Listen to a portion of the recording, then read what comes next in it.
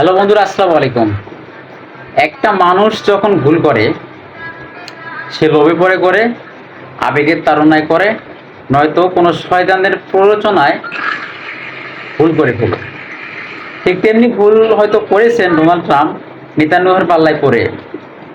But আমাদের মিডিয়াগুলো যেভাবে খবর প্রচার করতেছে বা টাইমস অফ ইসরায়েলের সংবাদ মাধ্যমে যেটা বলা হয়েছে যে নেতানিয়াহু নাকি মানে ট্রাম্প নাকি নেতানিয়াহুকে পাগল বলতেছিল এবং আরও বলতেছিল যে নেতানিয়াহুকে উম্মত, সে নাকি উম্মত।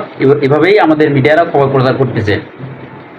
মানে সারা বিশ্ব নাকি ইসরায়েলকে ঘৃণা করে, কেউ নাকি ইসরায়েলকে ভালো চোখেই দেখে না। ঠিক এমন কথাগুলোই বলতেছিল আমাদের ডোনাল্ড ট্রাম্প। বাট নিউজটা সত্য কিনা জানি না, তবে সত্য হতেও পারে, কেননা এরা তো টেলিফোনে বিভিন্ন ধরনের কথাবার্তা বলে। টেলিফোনে এক প্রেম আর গোপনে এক প্রেম, দুইটাই কিন্তু এক জিনিস না।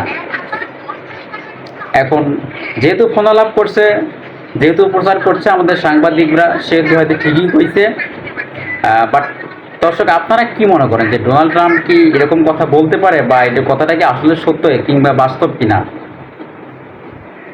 কারণ এটাও ঠিক যে আমেরিকা এই ইসরায়েলের পিছনে যাওয়ার কারণে তাদের যে আধিপত্য পুরোটাই না কমলেও কিছুটা হয়তো কমেছে।